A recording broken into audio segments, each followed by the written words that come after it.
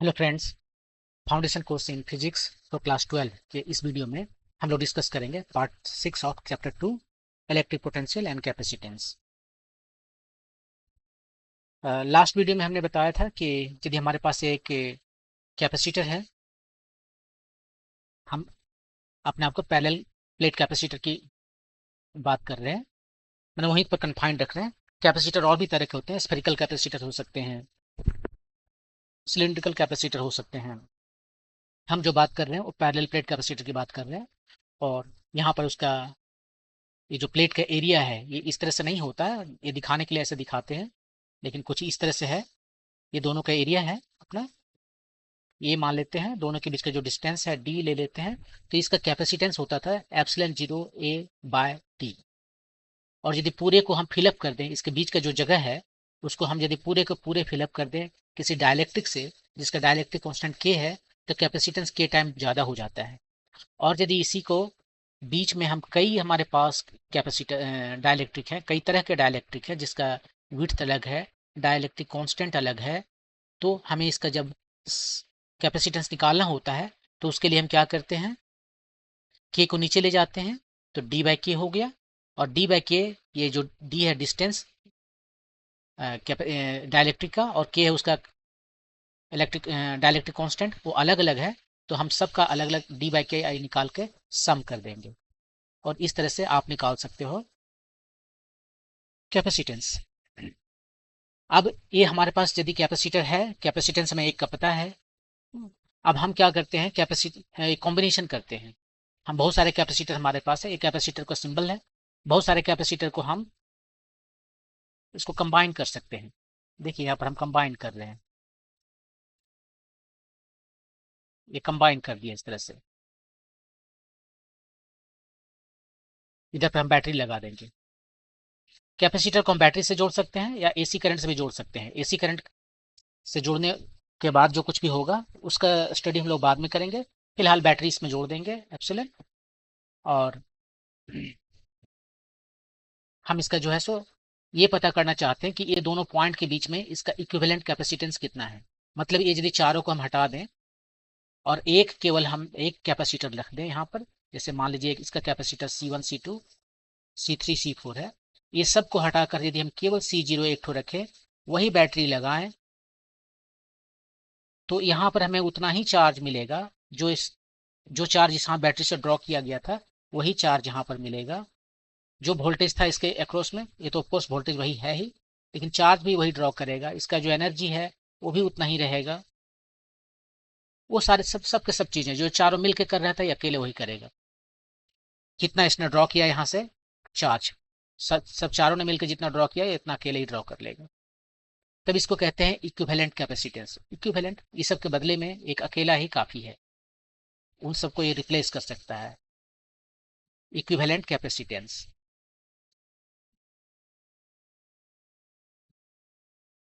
तो इसका जो कैपेसिटर को जो कंबाइन करने का तरीका है वो दो तरीका है इसका।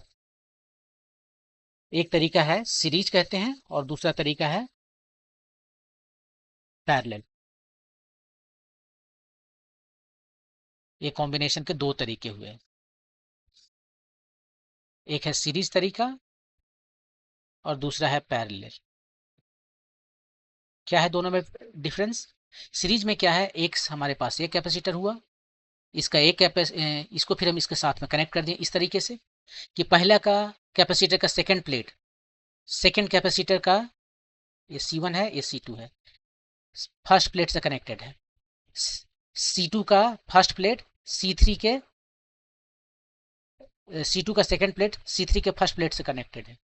यदि इस तरह से होता है ना, वन क्या, वन आफ्टर अनदर। सीरीज मतलब वन आफ्टर अनदर, पहला का सेकंड प्लेट दूसरा का फर्स्ट प्लेट से कनेक्टेड है, ऐसे ही सेकंड का सेकंड प्लेट थर्ड का फर्स्ट प्लेट से कनेक्टेड है, वन आफ्टर अनदर। तो क्या होगा, तो ये सीरीज कनेक्शन है। पैरेलल कनेक्शन में क्या है, सारे जितने भी कैपेसिटर्स हैं उसका एक प्लेट C1 C2 C3 तीनों का एक प्लेट एक जगह पर कनेक्टेड है, आपस में कनेक्टेड है। ये देखिए तीनों जो है तीनों प्लेट का एक प्लेट जो है ए पॉइंट पर और दूसरा बी पॉइंट पर कलेक्टेड है, ऐसा है तो इसे कहते हैं पैरेलल। ये पैरेलल दिख रहा है। तो इस तरह से दो होते हैं, सीरीज कनेक्शन और पैरेलल कनेक्शन। और दोनों ही कनेक्शन में जो इक्विवेलेंट रेजिस्टेंस है उसका वैल्यू क्या आएगा वो हम यहाँ पर निकालेंगे। तो देखिए यहाँ पर पहले हम क्या करते हैं, दो कैपेसिटर लेते हैं, एक ये है और एक ये है, इसको सीरीज में कनेक्ट कर दिए और फिर हम इसको एक बैटरी से कनेक्ट कर सकते हैं। यहाँ पर कुछ कैपेसिटर आया, कुछ चार्ज आएगा, वो चार्ज हो गया आपका प्लस क्यू। ये प्लस क्यू है, तो इसके जो सामने वाला जो चार्ज है ये हो जाएगा माइनस क्यू। ये माइनस यहाँ से निगेटिव टर्मिनल से चलेगा, ये माइनस आ जाएगा चार्ज यहाँ, वो माइनस यहाँ पर चला आएगा, बाहर में नहीं रहेगा, और वो इसको इंड्यूस करेगा ये plus, minus Q plus Q, ये हो जाएगा माइनस क्यू या प्लस क्यू। अब यहाँ पर ध्यान से देखिए, ये प्लेट नंबर 2 और 3, ये जो प्लेट्स है 2 और 3 वो आपस में कनेक्टेड हैं, लेकिन बैटरी के साथ नहीं कनेक्टेड है, not connected to battery directly, not directly connected to battery, ये बैटरी के साथ तो डायरेक्टली कनेक्टेड नहीं है, तो वो दोनों का जो सम है वो जीरो होगा। इसका मतलब है जो सम वो दोनों के ऊपर में है वो जीरो होगा, ये minus Q plus Q zero हो गया। ये याद रखने वाली बात है। अब हमें क्या करना है, हमें करना ये है कि इसमें देखिए क्या कॉमन है, चार्ज जो है सो कॉमन है, सारे कैपेसिटर पर सेम चार्ज है, Q1 Q है, Q2 Q है, यहाँ पर दो ही कैपेसिटर है, इसका कैपेसिटेंस मान लीजिए C1 है, इसका C2 है, ठीक है।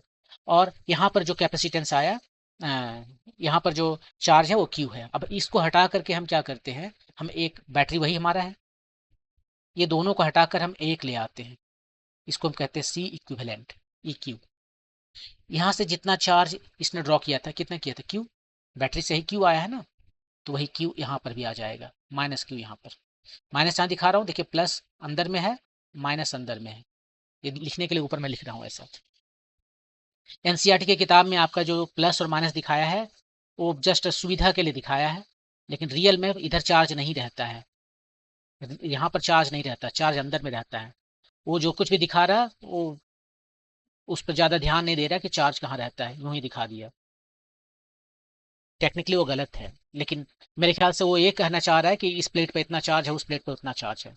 और इसके पिछले वाले वीडियो में मैंने आपको बताया था कि क्यों ये चार्ज यहाँ पर रहेगा, अंदर रहेगा, क्यों बाहर में कोई भी चार्ज नहीं रहेगा, क्योंकि इलेक्ट्रिक फील्ड जो है ये मेटल का बना हुआ है, ये प्लेट जो है, जो हम प्लेट बोल रहे हैं वो मेटल का प्लेट है, ऑफकोर्स प्लेट मेटल का ही होगा, और उसके अंदर में इलेक्ट्रिक फील्ड को जीरो होना है, तो जीरो होने के लिए जो चार्ज डिस्ट्रीब्यूशन है यही पॉसिबल है। तो ठीक है, ये दोनों को हटाकर हमने ए लगा दिया क्यू, और अब ये इक्विवेलेंट कैपेसिटर लगा दिया, तो अब ये भी बैटरी से उतना ही चार्ज ड्रॉ करेगा, ठीक है। तो यहाँ पर जो टोटल जो इसको वोल्टेज है, ये दोनों पॉइंट ए और बी के बीच में जो बात कर रहे हैं वो तो वही है जो बैटरी का वोल्टेज है, यहाँ भी वही है जो बैटरी का वोल्टेज है। तो यहाँ कह सकते हैं कि E is equal to voltage across 1 plus voltage across 2, कह सकते हैं। अब वोल्टेज 1 कितना है आपको कैपेसिटर में पता है, Q इक्वल टू सी भी होता है, यहाँ से आप वोल्टेज निकाल सकते हो Q बाय सी। चार्ज पता है Q, इसका कैपेसिटेंस कितना है C1, ये हो गया इसका वोल्टेज। दूसरे का यहाँ पर क्या वोल्टेज है, चार्ज बाय कैपेसिटेंस, यहाँ पर जो वोल्टेज है charge by capacitance C1 C2, ये आपका इक्वेशन नंबर 1 रखिए। अब हम आते हैं इस पर, ये इक्विवेलेंट कैपेसिटर पर, यहाँ पर जो है दोनों के बीच में चार्ज कितना, पोटेंशियल ड्रॉप कितना है भी, और वो पोटेंशियल ड्रॉप यहाँ कैसे निकालोगे आप, चार्ज बाय सी, तो सी यहाँ पर सी इक्विवेलेंट है। ये दोनों को ध्यान से देखिए, ये इससे रिप्लेस कर दें, यदि हम उसको इससे रिप्लेस कर देंगे तो अपने आप हमारा क्यू निकल जाएगा, सी निकल जाएगा, सी क्यू।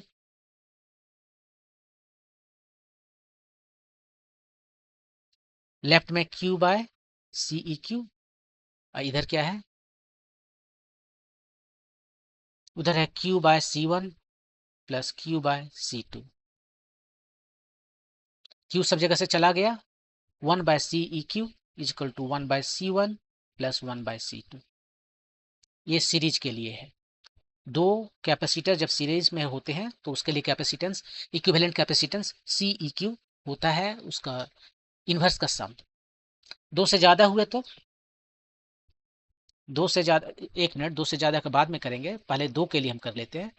इस तरह का जब सिचुएशन आता है तो इसका यदि इक्विवेलेंट कैपेसिटेंस निकालना है यहाँ पर सीरीज के केस में, तो हम क्या करते हैं, उसका प्रोडक्ट लेते हैं C1 C2 bye C1 plus C2। और यदि अब इसका देख लेते हैं जनरलाइजेशन। जनरलाइजेशन देख लीजिए, हमारे पास बहुत सारे कैपेसिटर हैं, n कैपेसिटर हैं, तो हम क्या करेंगे, 1 by C I some over आई, यही आपका शॉर्टकट में 1 plus C one, 1 by C one plus 1 by C two plus 1 by C three dot dot dot dot plus 1 by C n, ये इतना। और यदि मान लीजिए ये सब का सब जो कैपेसिटर है वो सेम है, उसका मैग्नीट्यूड सेम है, तो सी जो है सो जस्ट सी जीरो है मान लीजिए, सब for all I.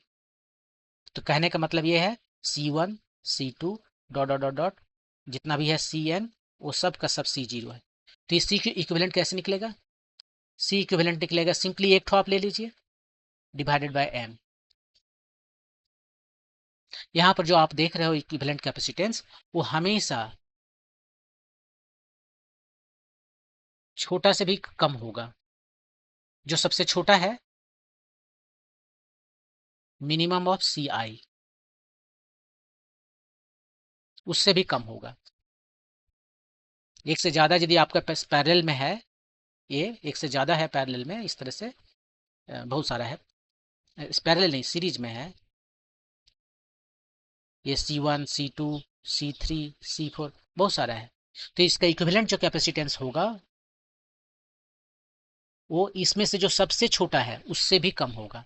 C equivalent is lesser than minimum of C I, जो सबसे छोटा है स्मॉलेस्ट है उससे भी कम है। तो ये था सीरीज में। अब चलते हैं पैरेलल कॉम्बिनेशन। तो पैरेलल के लिए भी पहले स्टार्ट करते हैं दो कैपेसिटर से, क्योंकि वो इजी है उसके लिए इक्विवेलेंट कैपेसिटेंस निकालना, उसके बाद में उसको जनरलाइज कर देंगे और बहुत सारे कैपेसिटर। तो देखिए ये कैपेसिटर हमारा ये है, एक कैपेसिटर ये है। पैरेलल में क्या होता है, दोनों ही कैपेसिटर का एक प्लेट कनेक्टेड होता है आपस में और दूसरा का दूसरा प्लेट। सो पहला प्लेट दोनों का कनेक्टेड है यहाँ पर, दूसरा कनेक्टेड है यहाँ पर। हम बैटरी लगा देते हैं।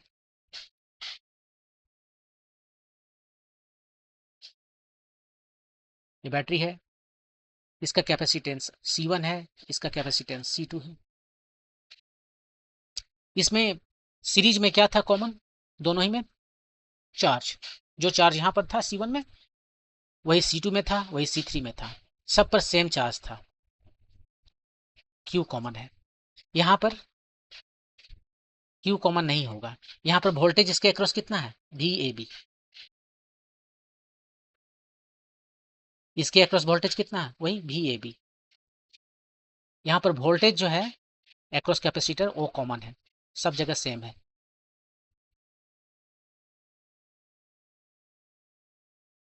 तो यहाँ पर वोल्टेज जो VAB है वो कितना आया, इस पर मान लीजिए चार्ज है Q1, ठीक है, और इस पर जो चार्ज है वो Q2 है। इधर प्लस होगा इधर माइनस होगा, माइनस Q1 माइनस Q2। तो चार्ज हो, इसका वोल्टेज कितना हो गया, across A1 V1 bye C1, across C2 Q2 bye C2।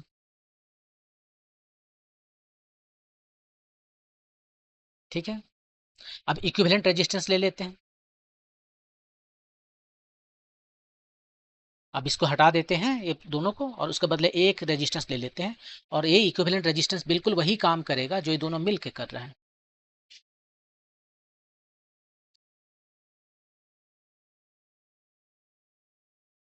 इसका हम कहते हैं इक्विवेलेंट कैपेसिटेंस है सीई की।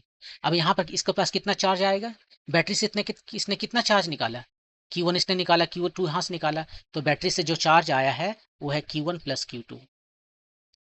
ये दोनों ही चार्ज इसके पास आ जाएगा, इतना चार्ज इसको निकालना है। तो प्लस में उतना चार्ज है, माइनस में भी उतना ही होगा। अब इसका जो है सो वोल्टेज कितना है अक्रॉस ए बी, ये पॉइंट ए है, ये पॉइंट बी है, ये इसका charge Q1 plus Q2 by इसका इक्विवेलेंट कैपेसिटेंस सिंपली। अब हम क्या करते हैं, अब हम करते ये हैं कि Q1 और Q2 का वैल्यू यहाँ से सब्सटीट्यूट कर देते हैं। Q1 is to C V A B, cross multiplication कर लिए, Q1 is to C1 V A B, Q2 is to यहाँ से देखिए C2 वी ए बी।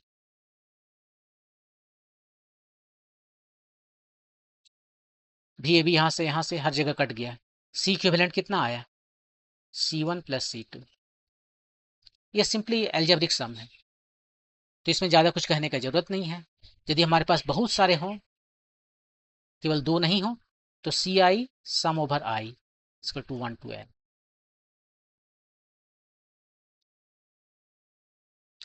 तो पैरेलल में रहने पर उसको सिंपली ऐड कर देते हैं, और सीरीज में रहने पर उसके उसका इन्वर्स जो है उस वो ऐड होकर उसका इन्वर्स देता है, इक्विवेलेंट कैपेसिटेंस का इन्वर्स।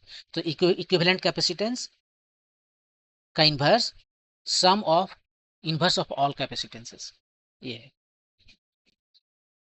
तो ये है आपका सीरीज में और पैरेलल में क्या इक्विवेलेंट कैपेसिटेंस होगा। अब मूव करते हैं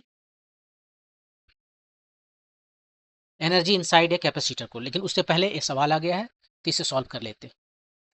क्या कह रहे हैं सवाल में, a network for 10 microfarad capacitors is connected to a 500 volt battery. देखिए 500 वोल्ट का बैटरी नहीं दिखाया उसने, हाँ नहीं दिखाया, कोई बात नहीं, यहाँ पर आपका बैटरी है, केवल बोल दिया 500 वोल्ट है, बैटरी मैंने दिखा दिया। As on in the figure 2.29 determine a, पहला में क्या है, the equivalent capacitance of the network का इक्विवेलेंट कैपेसिटेंस आपको बताना है, ठीक है। तो इक्विवेलेंट कैपेसिटेंस किसके बीच में बताना है, जहां पर वोल्टेज लग रहा है, जहां बैटरी है, बैटरी के अक्रॉस, मतलब आपको V और A के बीच में ए और डी के बीच में बताना है, between points A and D आपका कितना इक्विवेलेंट कैपेसिटेंस है वो बताना है। तो देखिए बिटवीन ए एंड डी में आपके पास तीन बैटरी हैं, तीन कैपेसिटर है, C1 C2 C3, C1 C2 C3, और ये तीनों सीरीज में है। क्यों तीनों सीरीज में है, क्योंकि वन आफ्टर अनदर है, एक है उसके बाद में दूसरा आया, उसके बाद में तीसरा आया, ओ और ये चौथा जो है सो चार है, तीन नहीं। तो ये तीनों सीरीज में हो गए, क्योंकि ये वन आफ्टर अनदर आ गए, और इसके साथ में ये पैरेलल में है, ये तीनों के साथ में ये पैरेलल में है फोर्थ वाला। क्यों, तो पहले ये देखिए ये तीनों जैसे वन आफ्टर अनदर है ना, यहाँ से स्टार्ट किए सीधे यहाँ तक पहुंच गए, तो ये तीनों को हटा करके हम क्या करते हैं, एक लिख सकते हैं।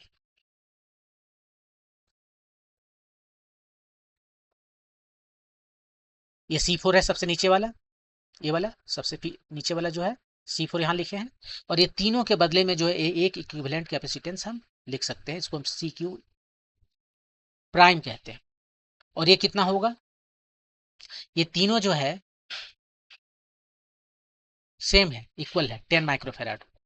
तो हमने बताया था यदि सब बराबर हो जाए तो इक्विवेलेंट कैपेसिटेंस सीरीज में एक का capacitor divided by n number of capacitors होता है। तो यहाँ पर तीनों बराबर है, C1 C2 C3 बराबर है, तो हमें ये फार्मूला लगाने की जरूरत भी नहीं है। 1/C equivalent equal to 1/C1 plus 1/C2 plus 1/C3, इसको लगाने की क्या जरूरत है, सब बराबर कर दीजिए। n/c मान लीजिए सब C1 C2 C3 जो है सो C0 के इक्वल है, तो ये हो जाएगा n टाइम्स C0। तो यहाँ से इसको रिवर्स कीजिए, C equivalent equal to C0/n। वही मैं बोल रहा हूँ कि एक ठोक को लीजिए, एक ठोक मैंने ले लिया, मान लेते हैं C0 है और 3 है तो 3 से डिवाइड कर दिया, और ये चौथा ये कितना है, सब C0 है ना, सभी 10 माइक्रोफेराड। अब देखिए ये दोनों कैपेसिटर पैरेलल में, क्योंकि ये दोनों ही का प्लेट आपस में कनेक्टेड है और ये दोनों का प्लेट आपस में कनेक्टेड है डायरेक्टली। आप हाँ बोल नहीं कह सकते कि इसमें भी वही वही बात हो रहा है। देखिए ये दोनों प्लेट आपस में कनेक्टेड, वेरी गुड, चलेगा। ये दोनों प्लेट भी कनेक्टेड है आपस में, नहीं, not through battery, through battery connected है, नॉट डायरेक्टली। तो ये सीरीज हो गया, क्योंकि एक प्लेट तो ठीक है दोनों डायरेक्टली कनेक्टेड है, दूसरा प्लेट डायरेक्टली नहीं कनेक्टेड है। यदि बैटरी हटा देते, सिंपली ऐसे कर देते, तो ये दोनों जो है सो पैरेलल है, अब पैरेलल है, क्योंकि एक प्लेट इधर कनेक्टेड है दोनों का और दूसरा प्लेट भी कनेक्टेड है इधर। तब आप पैरेलल में इसको बना लिखिए या इसको लिखिए, कोई फर्क नहीं, इसको ड्रॉ कीजिए या उसको ड्रॉ कीजिए, कोई फर्क नहीं पड़ता, पैरेलल है। लेकिन इस केस में नहीं, यहाँ बैटरी है, तो यहाँ पर जो है सो ये दोनों पैरेलल है। ये जो पैरेलल है, तो पैरेलल के लिए हम सी इक्विवेलेंट कैसे लिखते हैं? दो दो के लिए हमें पता है, फार्मूला तो ये लगाते हैं, लेकिन दो के लिए आ जाता है दोनों का प्रोडक्ट ओवर सम।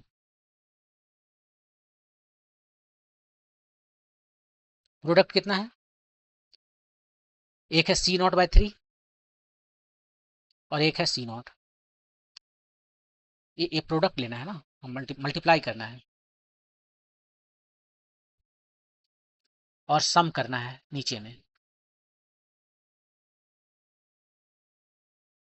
इसको सिंप्लीफाई कीजिए और आपका आंसर आ जाएगा।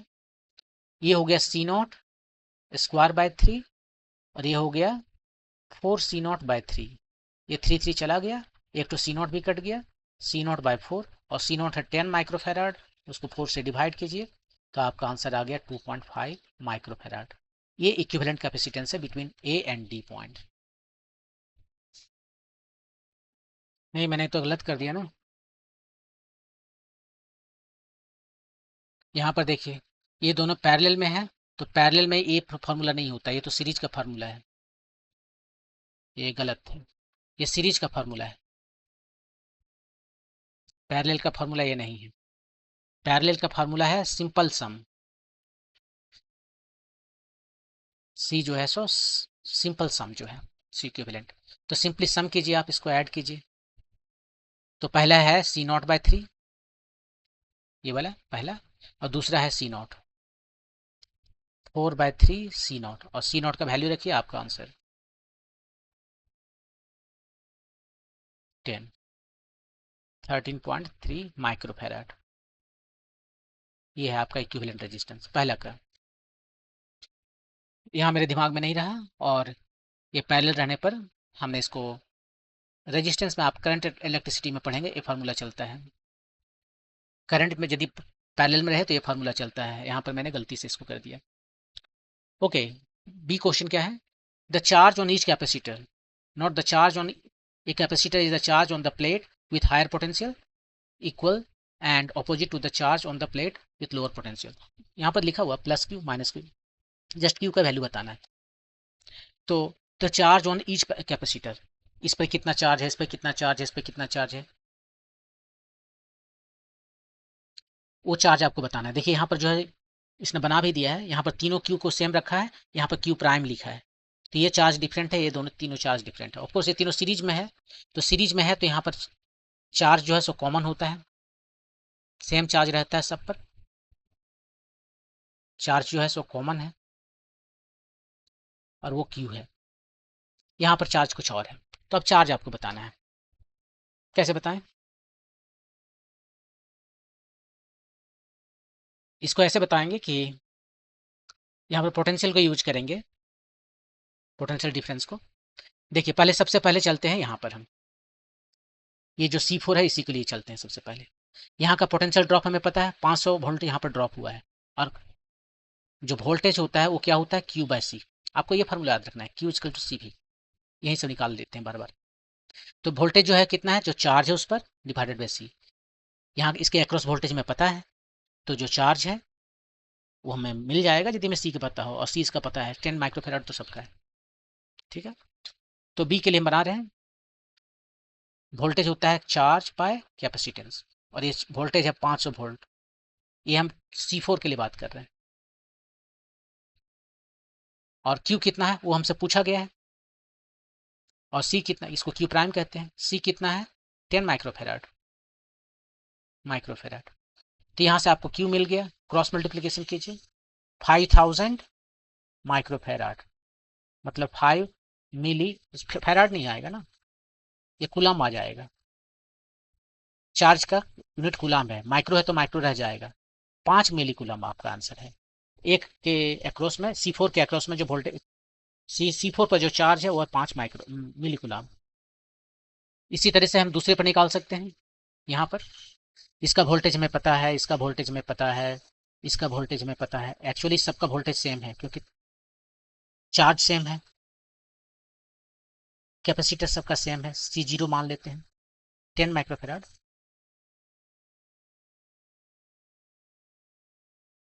सबका सेम, तो जो वोल्टेज है तीनों का सेम है, 500 वोल्ट 3 हिस्से में बढ़ गया। 500/3 वोल्ट इसको मिला, 500/3 वोल्ट इसे मिला, 500/3 वोल्ट इसे मिला। आप यहाँ से निकाल सकते हो, या फिर तीनों को ऐड करके निकाल सकते हो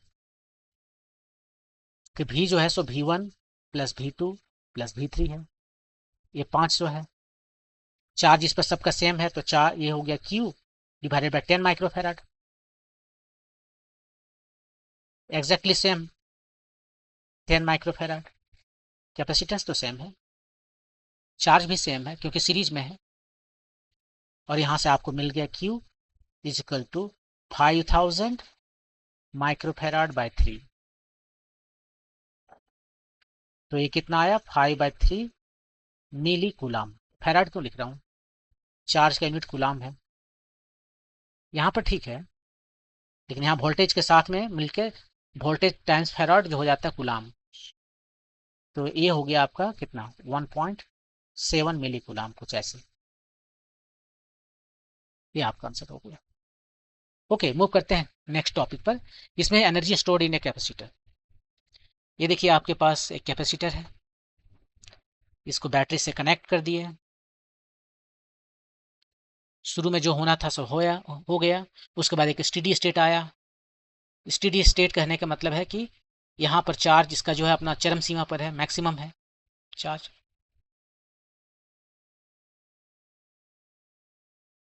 अब इसमें चार्ज का फ्लो वगैरह कुछ नहीं हो रहा है, स्टेडी स्टेट हो गया है, कुछ फ्लो नहीं हो रहा है। अब बैटरी को हटा भी दीजिए तो उतना चार्ज वहाँ बचा रहेगा ऐसे। या फिर आप इसको ऐसे सोच लीजिए कि यहाँ पर हमने चार्ज इसको दे दिया है, यहाँ पर Q है, यहाँ -Q, कोई बैटरी से कनेक्टेड नहीं। बैटरी से कनेक्टेड भी रहेगा तो बहुत देर के बाद में जब ये पूरी तरह से चार्ज हो जाएगा तो फिर वही चार्ज है इसमें। अब इसके पास कुछ एनर्जी है, यहाँ पर ये चार्ज होल्ड किए हुए हैं तो एनर्जी है। बैटरी में भी क्या है, बैटरी में चार्ज होल्ड करके नहीं रखता, लेकिन केमिकल रिएक्शन होता है। जब आप उसको कनेक्ट करते हो तो केमिकल रिएक्शन के थ्रू में आपको एनर्जी मिलता है। यहाँ पर ये चार्ज डायरेक्टली होल्ड करके रखता है। ये बैटरी से इसमें फर्क है, ये चार्ज को होल्ड करके रख सकता है, बैटरी होल्ड नहीं करता है। वो जब जरूरत हुआ तो रिएक्शन होता है और आपको एनर्जी देकर चला जाएगा, लेकिन ये होल्ड करके रखता है। तो यहाँ पर जो है होल्ड करके रख रहा है तो इसके पास एनर्जी है, वहां पर केमिकल एनर्जी है जो कन्वर्ट होता है इलेक्ट्रिकल में, इसके पास सीधे इलेक्ट्रोस्टैटिक एनर्जी। चार्ज रखे हुए तुरंत काम कर सकता है, तो इलेक्ट्रोस्टैटिक एनर्जी है इसके पास। कितना, वो भी इसको हम पोटेंशियल कहते हैं क्योंकि ये पकड़ के रखे हुए, किसी ने वर्क डन किया है इस पर, चार्ज को यहाँ लाने में दोनों को अक्रॉस में। वो कितना है ये आपको बताना है। देखिए इसको कैसे बताएं, मान लेते हैं कि कोई पर्टिकुलर टाइम में यहाँ पर जब ये चार्ज हो रहा था, ठीक है, उस वक्त कभी किसी कोई पर्टिकुलर टाइम टीज का टी पर इसमें चार्ज जो है वो है स्मॉल क्यू। इस पर जो चार्ज है वो है स्मॉल क्यू, तो यहाँ माइनस स्मॉल क्यू है, ठीक है। तो वोल्टेज कितना आया, इसके अक्रॉस जो वोल्टेज है वो कितना आया Q/C। ये प्लस है, ये भी माइनस है, और V plus minus V minus, ये आया आपका Q/C। इतना वोल्टेज है इसके अक्रॉस। ये प्लस चार्ज कहाँ से आ रहा है निकल के, प्लस चार्ज को यहाँ से पकड़ के यहाँ ले जाया जा रहा है, कोई ले जा रहा है, ठीक है, इसलिए माइनस हो गया। प्लस यहाँ से ले जा रहा है, यूजुअली ऐसा होता नहीं है, उल्टा होता है ना, इलेक्ट्रॉन यहाँ पर जमा हो रहा है। और यहाँ पर इलेक्ट्रॉन का डेफिशिएंसी है। यहाँ पर ऐसा नहीं है कि कोई पॉजिटिव चार्ज आकर बैठ गया है, आयन आकर बैठ गया, वैसा नहीं है। यहाँ आयन का बात नहीं है। यहाँ पर जो भी, ठीक है, जो न्यूक्लियस है चार्ज न्यूक्लियस हो गया, अपने न्यूक्लियस जो आयन जैसा बन गया है, वो दौड़ रहा है इधर उधर, नहीं वो बहुत भारी है ना, वो नहीं दौड़ सकता, केवल इलेक्ट्रॉन दौड़ रहा है। और जहाँ इलेक्ट्रॉन कम पड़ गया वहाँ पॉजिटिव चार्ज, मैंने उसका डेफिशिएंसी जो है पॉजिटिव चार्ज की तरह काम करता है। एनीवे तो अभी इसका वोल्टेज यहाँ पर, अब थोड़ा सा चार्ज थोड़ा देर के बाद में T equal to T plus delta T में इसका चार्ज हो गया क्यू प्लस डी क्यू, और ये ऑफकोर्स माइनस डी क्यू होगा। मतलब यहाँ से पॉजिटिव चार्ज निकल के यहाँ गया, तब ने देखिए कम हो गया और ये ज़्यादा हो गया। एट ऑल टाइम दोनों का चार्ज एक्जैक्टली सेम होगा, पोलरिटी डिफरेंट होगा, ऑपोजिट होगा। तो देखिए टी इक्वल टू टी पर आपके पास चार्ज था यहाँ क्यू इक्वल टू क्यू, आपके पास वोल्टेज था यहाँ पर ये, ठीक है। और टी इक्वल टू टी पर हम ये बात कर रहे हैं, T equal to T plus delta T पर भी हम कह सकते हैं कि वो वोल्टेज बहुत चेंज नहीं हुआ, थोड़ा ही है, अभी भी है वही, ये भी जो है सो अब भी वही है, चेंज नहीं हुआ, एज्यूम कर सकते हैं इतना। लेकिन हम इतना इस ड्यूरेशन में, इस डेल्टा टी टाइम में क्या हुआ, चार्ज मूव किया है, किसी ने मूव कराया है चार्ज, तो ये work done in moving this charge, moving charge D Q from plate भी माइनस, या जो भी आप इसको कहना चाहो, plate number 2 to plate number 1, plate number 2 to plate number 1। कितना वर्क डन किया उसने, जो वर्क डन किया है वो कितना होता है, वो होता है चार्ज जो मूव किया सो, जिसके अगेंस्ट मूव किया है पोटेंशियल ड्रॉप। वर्क डन जो है सो यहाँ पर Q टाइम्स V होता है। यदि मान लीजिए पोटेंशियल यहाँ पर V1 है, तो इन्फिनिटी से Q चार्ज को यहाँ लाने में जो वर्क डन किया वो Q V1 हुआ, और किसी दूसरे पॉइंट पर जहाँ पोटेंशियल डिफरेंस V2 है, इन्फिनिटी से इसको यहाँ लाने में जो वर्क डन हुआ वो V2 हुआ, Q V2 हुआ। और वर्क डन फ्रॉम 1 टू 2 ले जाने में कितना हुआ Q चार्ज को, जितना उसका पोटेंशियल ड्रॉप है V2 माइनस V1, 1 से 2 में ले गया, तो जो पोटेंशियल डिफरेंस है ना 2 से 1 का, उतना टाइम्स ये जो चार्ज है, यही है वर्क डन, वही यहाँ पर कर रहे हैं। वर्क डन जो है सो इसको 2 से 1 में हम जो चार्ज ला रहे हैं डी क्यू, तो कितना वर्क डन करना पड़ेगा, ये charge multiply by potential difference, यहाँ पर हायर पोटेंशियल यहाँ लोअर पोटेंशियल है, इसलिए वर्क डन करना पड़ रहा है। चीज़ें ना हायर पोटेंशियल से लोअर पोटेंशियल के अपने आप मुड़ती है, जहाँ ज़्यादा प्रेशर है वहाँ से कम प्रेशर की ओर हवा बहती है, नदी बहती है। हाँ, तो यहाँ पर उसका उल्टा है, हमें कम प्रेशर से, कम वोल्टेज से ज़्यादा वोल्टेज की ओर ले जाना पड़ रहा है, तो किसी को ले जाना पड़ रहा होगा, उसने वो काम किया है। और ये काम किसके अगेंस्ट किया है, इलेक्ट्रोस्टैटिक फोर्स के, या इलेक्ट्रोस्टैटिक फील्ड के, यहाँ पर फील्ड है देखिए, फील्ड के एक्रॉस काम किया है। और ये फील्ड जो है ये कंजर्वेटिव फोर्स है, कंजर्वेटिव फील्ड है, तो जो भी काम करेगा उसमें स्टोर हो जाएगा। नॉन कंजर्वेटिव फोर्स के अगेंस्ट जो काम करेंगे वो स्टोर्ड एज पोटेंशियल एनर्जी नहीं होगा, तो यहाँ पर स्टोर हो जाएगा, यही हो जाएगा आपका, जितना वर्डन किया वही उसका पोटेंशियल एनर्जी है। क्यू कहाँ से कहाँ तक गया, क्यू शुरू में कितना था, 0, बाद में क्यू कैपिटल क्यू, बाद में इसका जो है सो कैपिटल क्यू यहाँ पर है ना, बाद में कैपिटल क्यू है, शुरू में 0 था। तो 0 टू कैपिटल क्यू, और डी क्यू का तो डी क्यू है, भी का वैल्यू कितना है, भी यहाँ निकालें कहीं पर, इधर देखिए, क्यू बाई सी वो कॉन्स्टेंट है ड्यूरिंग डी टी टाइम, इसको इंटीग्रेट कीजिए और आपका आंसर है 1/c कॉन्स्टेंट है, बाहर कर लिए। क्यू का इंटीग्रेशन क्यू स्क्वायर बाय 2 हुआ, 0 टू कैपिटल क्यू, ये आ गया क्यू स्क्वायर बाय 2c, ये है एनर्जी जो इसमें स्टोर हो गया। इसी को दूसरे फॉर्म में लिख सकते हैं, यही आएगा, है सेम, लेकिन दूसरे फॉर्म में लिख सकते हैं। हमें पता है ना कि क्यू इक्वल टू सी भी होता है एक्रॉस वन कैपेसिटर, एक्रॉस एक कैपेसिटर, तो इसी यही लिखें, क्यू की जगह पर सी भी लिख दें, सी भी बाय 2c, तो ये आ गया हाफ सी भी स्क्वायर, ये भी सेम है। या फिर यहां से ऐसे कर सकते हो, एक भी को अलग रख लेते हैं v/2, और एक जगह सी भी कर लेते हैं, सी भी को क्यों कह सकते हैं,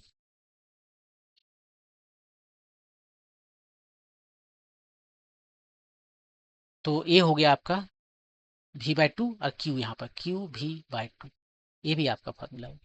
तो एनर्जी जो है वो कितना हो गया, तीन तरीके से लिख सकते हैं, हाफ CV² ये वाला, या Q²/2C पहला वाला, या लास्ट वाला हाफ QV। तीनों में से कोई भी आप याद रखिए, इनफैक्ट आपको तीनों याद रखना चाहिए। ये एनर्जी है इसका, यही है पोटेंशियल एनर्जी, या फिर आप कहिए एनर्जी स्टोर्ड इन कैपेसिटर। ठीक है। अब यदि हम एनर्जी डेंसिटी की बात करें तो ये देखिए आपका कैपेसिटर था, इस कैपेसिटर का ये जो प्लेट है उसका एरिया कितना है ए, और ए प्लेट है इसका भी एरिया है ये, इसके बीच का डिस्टेंस मान लीजिए डी है। ठीक है। तो कैपेसिटेंस कितना हुआ, एप्सिलॉन 0 A/d।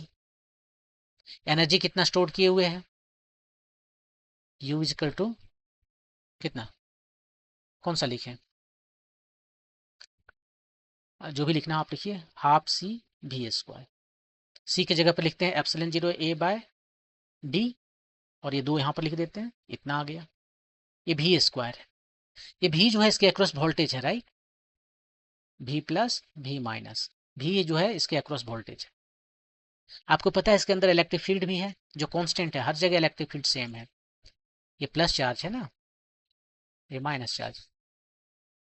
ये इलेक्ट्रिक फील्ड कितना होता है, जो वोल्टेज है डिवाइडेड बाय डी। यहाँ से V का वैल्यू हम निकाल सकते हैं, V equal to electric field times distance between two plate, उसी को रख देते हैं।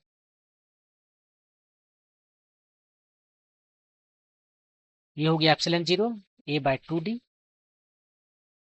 और ये V² आपका हो गया, जी कितना है ED, V²D², कितना आया, half epsilon 0 E², half epsilon 0 E², इधर आया A D, बस यही तो, एक तो डी तो कट गया। AD क्या है, ये है इसका क्रॉस सेक्शनल एरिया, मैंने ये प्लेट का एरिया, और D है ये डिस्टेंस। तो यह वॉल्यूम हो गया, ये वाला जो दिख रहा है आपको इसका वॉल्यूम हो गया, ये जो क्यूबिक क्यूबॉइड जैसा बन गया उसका वॉल्यूम हो गया, जिसके अंदर में इलेक्ट्रोस्टैटिक एनर्जी स्टोर्ड है। इलेक्ट्रोस्टैटिक एनर्जी कहाँ स्टोर्ड है, इस इलेक्ट्रिक जहां जहां इलेक्ट्रिक फील्ड है वहां वहां स्टोर्ड है, और यह है उस एरिया, उस वॉल्यूम, उस रीजन का जहां पर इलेक्ट्रोस्टैटिक एनर्जी स्टोर्ड है।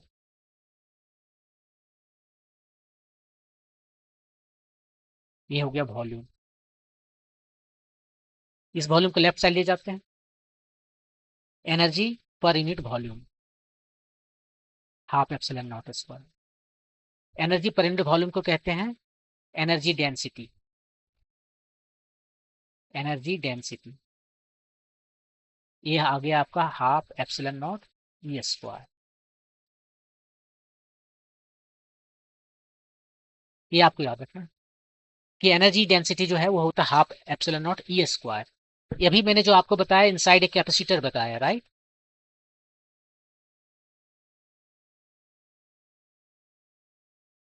लेकिन ये जनरल है, होल्ड्स गुड फॉर एवरीथिंग,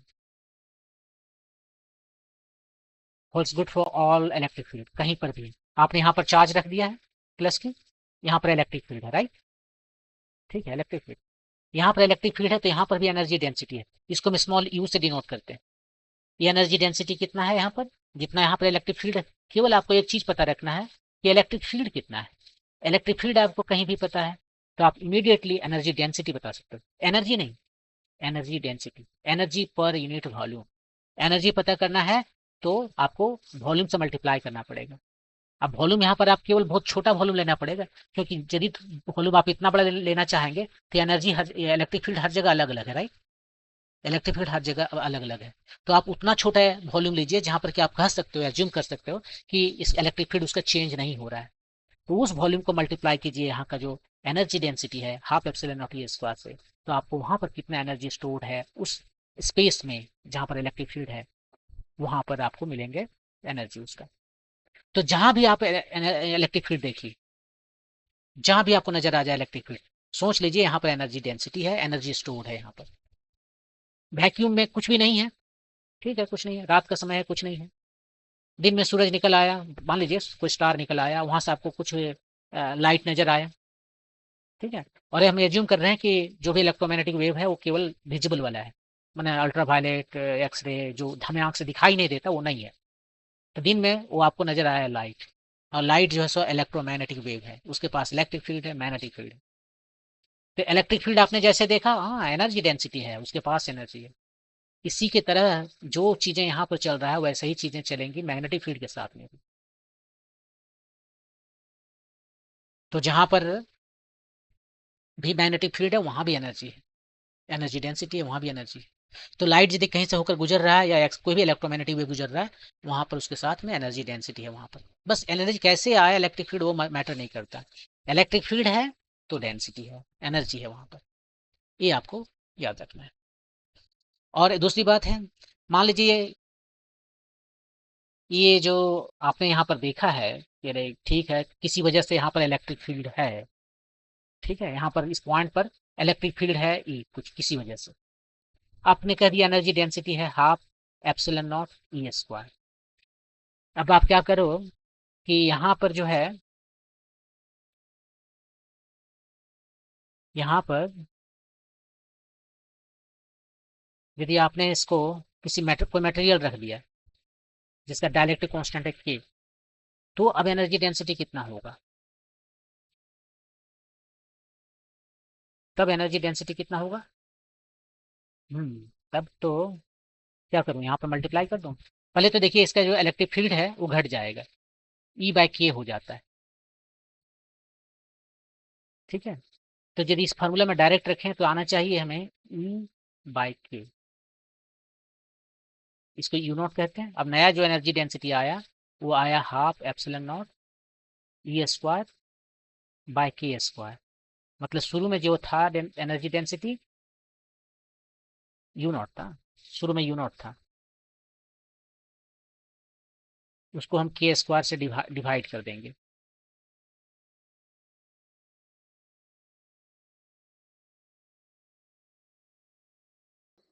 नहीं, इसको ऐसे नहीं कहेंगे, इसको क्या कहना है कि यदि हमारे पास कहीं पे इलेक्ट्रिक फील्ड है ई, तो एनर्जी डेंसिटी कितना है,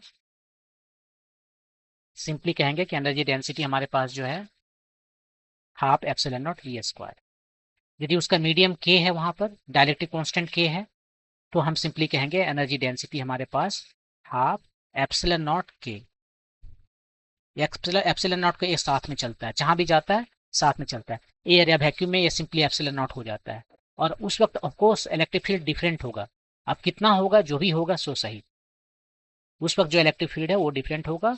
और जो भी इलेक्ट्रिक फील्ड होगा इस मीडियम में, जब इसका मीडियम यहाँ के है, तो आपका हो जाएगा एप्सिलॉन नॉट के टाइम्स ई स्क्वायर, ठीक है।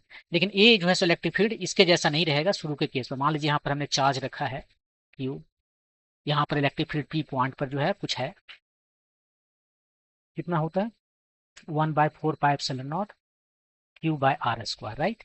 सेकेंड केस में यदि यहाँ पर मीडियम के है, तो ये हो जाएगा आपका 1/4 पाई एप्सिलॉन नॉट के टाइम्स के आ जाएगा यहाँ क्यू बाय आर स्क्वायर। ये है सेकेंड टाइम इलेक्ट्रिक फील्ड की एनर्जी। तो फर्स्ट टाइम आपका एनर्जी डेंसिटी कितना था, half epsilon naught E square, ठीक है। सेकेंड टाइम कितना हुआ आपका, इसको यू प्राइम कहते हैं, ये हो जाएगा हाफ टाइम्स एप्सिलॉन नॉट के टाइम्स ई प्राइम स्क्वायर। अब देखिए ये दोनों में क्या रिलेशन है, ई प्राइम जो है सो ई का 1/k है, तो आगे हम इसी को लिखें एप्सिलॉन नॉट के बाय 2, ई प्राइम को लिख सकते हैं ई बाय के, और उसका स्क्वायर है तो ये खत्म हो गया। तो आपका जो भी एनर्जी आया half epsilon naught E square पहले जो था उसको हम के से डिवाइड कर दिए, तो एनर्जी जो आपका शुरू में था उसका के टाइम्स कम हो जाएगा। तो इस तरह की तरीके से यदि आपने इंट्रोड्यूस कर दिया डाइलेक्ट्रिक मीडियम, तो उसके बाद में इलेक्ट्रिक फील्ड ही केवल कम नहीं होगा, जो एनर्जी वहां स्टोर्ड हो रहा है वो भी के टाइम्स कम हो गया। और इलेक्ट्रिक फील्ड भी ऑफकोर्स कितना टाइम कम हो जाता है, इलेक्ट्रिक फील्ड के टाइम्स कम हो जाता है, कैपेसिटेंस बढ़ जाता है।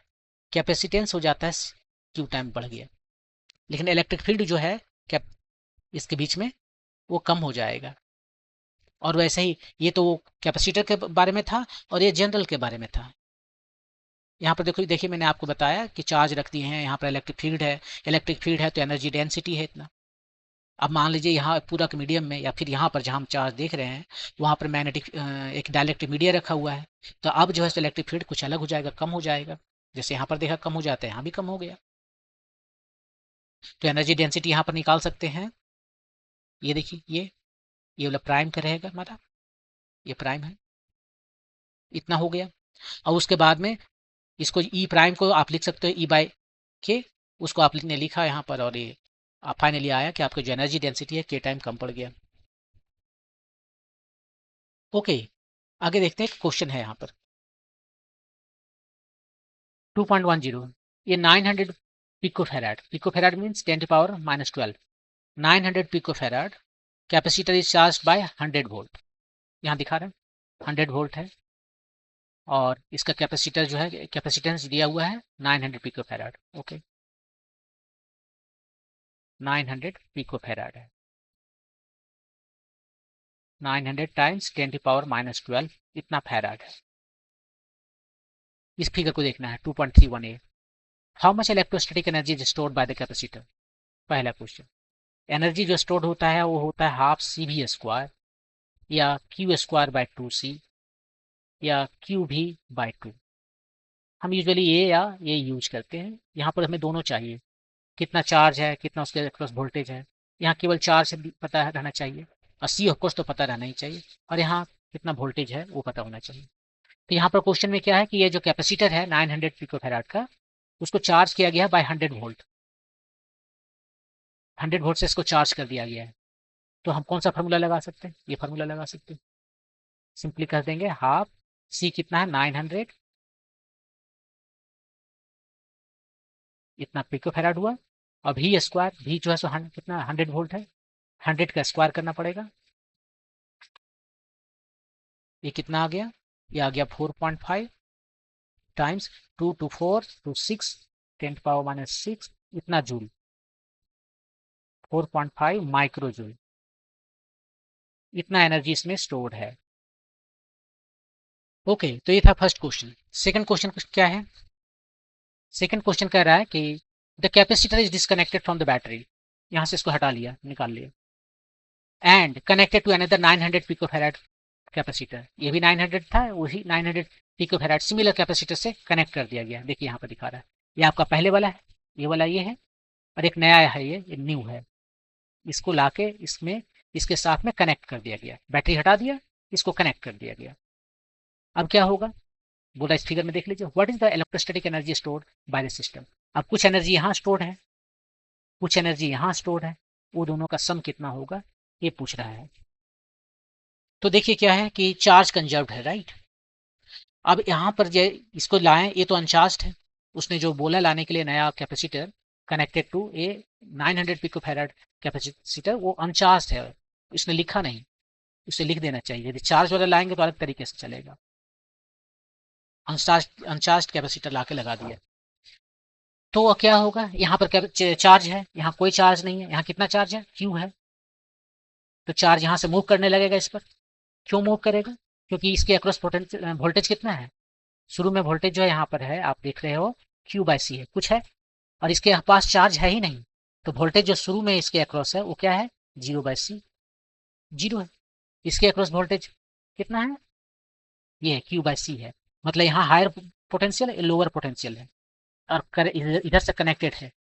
यहाँ पर पोटेंशियल क्या है, 0, ये है ज़्यादा पोटेंशियल, ये है कम पोटेंशियल, तो चार्ज मूव करेगा, तो पॉजिटिव चार्ज मूव करेगा। कहने को इलेक्ट्रॉन पॉजिटिव चार्ज कहते हैं, लेकिन एक्चुअली इलेक्ट्रॉन इधर मूव करता है, तो पॉजिटिव चार्ज इधर से मूव करेगा, इससे हमारे लिए कैलकुलेशन करना इजी हो जाता है इस तरीके से सोचने पर। तो पॉजिटिव चार्ज इधर से मूव करेगा, कब तक, वो तब तक करेगा जब तक कि इस पॉइंट का और इस पॉइंट का पोटेंशियल सेम नहीं हो जाता। जब पोटेंशियल सेम हो जाएगा तो ड्रॉप जो है पोटेंशियल में, पोटेंशियल डिफरेंस 0 हो जाएगा, और तब अब और जो है सो चार्ज का फ्लो नहीं होगा। ये बिल्कुल वैसे ही है जैसे कि हवा बह रही है, क्यों बह रही है, प्रेशर डिफरेंस में है, जब दोनों का प्रेशर, दोनों पॉइंट का प्रेशर सेम हो जाएगा तो हवा बहना बंद हो जाएगी। वैसे यहाँ से चार्ज का फ्लो बंद हो जाएगा तब। ठीक है, तो ये दोनों के बीच में मैंने यहाँ पर जो पोटेंशियल है वही पोटेंशियल यहाँ होना चाहिए जब चार्ज नहीं फ्लो कर रहा है। यहाँ जो पोटेंशियल है वही पोटेंशियल यहाँ होना चाहिए। इसका नाम देते हैं ए, इसका नाम देते हैं बी, इसका नाम देते हैं सी, इसका नाम देते हैं डी। तो चार्ज का फ्लो तब रुकेगा जब भी ए जो है सो भी सी के बराबर हो जाए और भी बी जो है वो भी डी के बराबर हो जाए। तो कहने का ये मतलब है कि भी ए सी जो है, भी ए बी, इसमें से इसको माइनस कर रहे हैं, इक्वल टू भी सी डी हो जाए। Voltage across A B voltage across C D हो जाए। इस दोनों के बीच में जो वोल्टेज है यहाँ से जस्ट माइनस हमने किया है, आपने देखा ना, माइनस किया। वोल्टेज अक्रॉस ए कैपेसिटर और वोल्टेज अक्रॉस ए कैपेसिटर, ये दोनों जब सेम हो जाएगा तब चार्ज का फ्लो रुक जाएगा।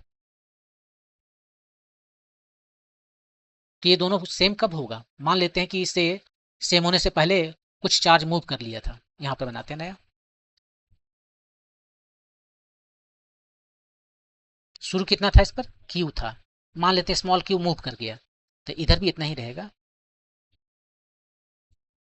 लेकिन ऑपोजिट साइड में रहेगा, राइट, ऑपोजिट साइड में। ये जो चार्ज मूव किया सो इस पर आ गया। ठीक है, अब जो है सो वोल्टेज 1 कितना है निकालिए, वोल्टेज 2 कितना है, दोनों सेम होना चाहिए। वोल्टेज 1 कितना है, इस पर जो चार्ज है कैपिटल क्यू माइनस क्यू, इसका जो कैपेसिटेंस है C1, इसका यहाँ पर वोल्टेज कितना है, यहाँ से हम निकाल रहे हैं Q इक्वल टू सी भी, इससे V equal to Q by C. यहाँ से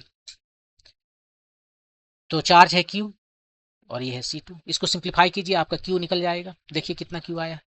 इस पर्टिकुलर केस में C1 और C2 दोनों सेम है। यहाँ पर C1 और C2 दोनों ही 900 पिको फैराड है, तो ये दोनों सेम सेम है। ये भी 900, ये भी 900, यहाँ से खत्म। और देखिए स्मॉल क्यू कितना आया, स्मॉल क्यू आया हाफ ऑफ कैपिटल क्यू, मतलब आधा चार्ज इससे मूव करके आ गया, जो कि किताब में दिखा रहा है।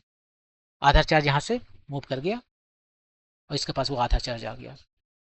तो अब जब चार्ज आपको पता है तो वोल्टेज भी पता कर सकते हो इस फार्मूला को लगाने के लिए, एनर्जी जब निकालना है तो, और नहीं तो चार्ज से ही निकाल लेते हैं। तो हमारे पास अब हमें पता है चीज़ें कि ये जो दो ठो कैपेसिटर है कितना चार्ज है हमारे पास। यहाँ पर Q/2 है, ये -Q/2 है, यहाँ पर भी Q/2 है, ये -Q/2 है, और दोनों का कैपेसिटेंस सेम है और वो है 900 पिको फैराड। तो एनर्जी यहाँ पर जो है U1 और U2 दोनों एग्जैक्टली सेम होगा। कितना होगा, जो भी फार्मूला आप तीन तो फार्मूला बताएं, हम भी नहीं निकालना चाहते नहीं तो हाँ से निकाल सकते हो, आपने भी तो निकाल ही रहा था। ये Q का वैल्यू रख दीजिए, अपने आप निकल जाएगा। बहुत सारे ऑप्शन है आपके पास। तो Q²/2C का फार्मूला लगाते हैं। Q कितना है, Q तो निकाला था हमने शुरू में, ये पहला क्वेश्चन में जो Q था निकाला था, कहाँ निकाला, नहीं उसमें नहीं निकाला था। ठीक है, तो निकाल सकते हैं उसको हम, यहीं पर निकाल देते हैं। Q जो है सो कितना हो जाएगा, यहाँ से C भी, C है 900 पिको फैराड मीन्स 10⁻12, और V कितना है 100 वोल्ट। तो यह दो दो 4 जीरो चला गया, 9 टाइम्स 10⁸ गुलाम, 9 टाइम्स 10⁻⁻8 गुलाम, इतना है। इसका स्क्वायर कीजिए, 2C, C है 900 पिको फैराड, इतना पिको फैराड जो भी आ जाए आपका एनर्जी है एक में। फिर उसको डबल मल्टीप्लाई करना पड़ेगा, दोनों को ऐड करना पड़ेगा ना। 9 का स्क्वायर 81, नीचे 2 है, और ये हो गया 10⁻⁻16, ये 9 है यहाँ पर, और ये हो गया 10⁻⁻10। तो कितना आया, ये 9 तो ऐसे ही चला गया, ये आया 4.5 टाइम्स 10⁻⁻6, इतना जूल आया, एक में है। सो टोटल एनर्जी अब कितना है, वो है दो ठो टू, ये वाला जो एनर्जी आया है एक में जो स्टोर्ड है, दोनों में सेम स्टोर्ड है, 9 टाइम्स 10⁻⁻6, 9 माइक्रो जूल। ये दिखा रहा 9 माइक्रोजूल, शुरू में था 4.5 माइक्रोजूल शायद फर्स्ट क्वेश्चन में। ये कैसे हो सकता है? ये पॉसिबल है? ये नहीं पॉसिबल है। शुरू में 4.5 था और बाद में बोलता है कि 9 माइक्रोजूल हो गया। यदि ऐसा होगा तो हम लोग ऐसे ही बिजली बनाने लगेंगे। एक बार चार्ज करेंगे, उसको बैटरी हटाएंगे और दोबारा जो है दो ठो एक कैपेसिटर ला कर रख देंगे, वो 100% बैटरी चार्ज अपने आप आ गया, एनर्जी अपने आप आ गया। तो बिना कुछ किए ही एनर्जी आने लगेगा। तो वो पॉसिबल नहीं है। इसका मतलब मेरे कैलकुलेशन में कहीं ना कहीं गलती है। अब ढूंढिए कहाँ गलती है हमारे कैलकुलेशन में। Q²/2C0 ये फॉर्मूला है हमारा, ठीक है। ये तो फॉर्मूला है। चार्ज कितना है इसके ऊपर? Q/2 है, वो मैंने लिखा ही नहीं, मैंने Q² लिखा है, फॉर्मूला वाला चार्ज लिखा है। इसको फॉर्मूला है तो Q0 लिखते हैं, और नेक्स्ट टाइम में ये कितना हो जाएगा, Q/2 लिखना पड़ेगा, राइट। तो यहाँ से इसको ले जाते हैं, Q/2²/2C0 ये लिखना चाहिए मुझे। ये जो Q0 चार्ज है फार्मूला का चार्ज है। ये कहता है कि जितना चार्ज यहाँ पर है और यहाँ पर चार्ज तो Q/2 है, तो Q/2 का होल स्क्वायर ये वाला। सो 1/4 का जो है सो डिफरेंस चल रहा है हर जगह। बाकी सब तो ठीक है, 1/4 का डिफरेंस चल रहा है। ओह, तो गड़बड़ हो गया। अपने आप एनर्जी नहीं बना सकते, राइट। 1/4 कितना आया, 2.25 माइक्रोजोल। ये टोटल एनर्जी आया। आप शुरू में कितना था, 4.5, अब कितना है 2.25। आधा कहाँ चला गया, लॉस कितना हो गया, पहले था 4.5 माइनस 2.25 माइक्रोजूल का लॉस हो गया। 2.25 माइक्रोजूल का लॉस हो गया। ये लॉस है, 50% लॉस है। ये हीटिंग में चला गया, 50% जो है सो हीटिंग में चला गया। तो इस तरह से यदि आप ट्रांसफ़र करते हो चार्ज को तो काफ़ी एनर्जी बर्बाद हो जाता है। इस तरीके से आप यदि ट्रांसफ़र कर रहे हो चार्ज को यहाँ से यहाँ, तो बहुत एनर्जी बर्बाद होता है, 50% एनर्जी बर्बाद हो जाता है। वो जूल हीटिंग में जाता है। इसके साथ में एक रेजिस्टेंस जरूर होगा, यहाँ पर दिखाया नहीं गया है। वो रेजिस्टेंस जो है वो खा जाता है बिजली को, आपके चार्ज एनर्जी को। ओके, तो इसमें हमने ये बताया फिर कि किस तरह से कॉम्बिनेशंस ऑफ कैपेसिटर्स हैं, सीरीज है, पैरेलल हैं, और दोनों में इक्विवेलेंट कैपेसिटेंस कितना होता है। एक चार्ज के अंदर, एक कैपेसिटर के अंदर में इलेक्ट्रिक फील्ड है, तो इसका मतलब है वहाँ पर एनर्जी है, एनर्जी डेंसिटी निकाल के दिखाया। और फिर मैंने बताया कि कहीं भी दुनिया में किसी भी स्पेस में जो है इलेक्ट्रिक फील्ड है, तो वहाँ पर आपके पास एनर्जी डेंसिटी है, और वो energy density half epsilon not E² होता है। ई जस्ट इलेक्ट्रिक डेंसिटी है, इलेक्ट्रिक फील्ड है।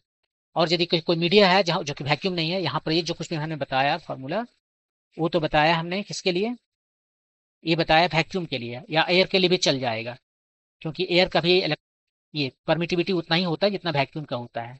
यदि किसी मीडियम में डालें तो क्या होगा, मीडियम में डालेंगे तो दो चीज़ें होंगी। पहले एप्सिलॉन नॉट यहाँ पर मल्टीप्लाई हो जाएगा के से, और इलेक्ट्रिक फील्ड भी अपना चेंज हो जाएगा। तो यदि मुझे केवल इलेक्ट्रिक फील्ड पता है तो सिंपली यहाँ हाफ एप्सिलॉन नॉट टाइम्स के टाइम्स E² करेंगे। और यदि आपको देखना है कि कितना चेंज होगा इलेक्ट्रिक फील्ड, तो आप कूलम्ब्स लॉ या इलेक्ट्रिक फील्ड का जो फॉर्मूला है वहाँ से देख लीजिए, के टाइम कम हो जाता है। ये पहले भी बताया है कि ये जो कैपेसिटेंस का फार्मूला बता रहे थे उसमें भी बताया था कि इलेक्ट्रिक फील्ड जो है सो मीडियम में के टाइम्स कम हो जाता है, किसी भी डाइलेक्ट्रिक मीडियम में, तो कम हो गया है। तो आप वैसे भी देख सकते हैं, ये सारी चीज़ें हैं इसमें। इस वीडियो में इतना ही। नेक्स्ट वीडियो में हम इसको समराइज कर देंगे और उसके बाद के वीडियो में हम एक्सरसाइज को सॉल्व करेंगे। Thank you.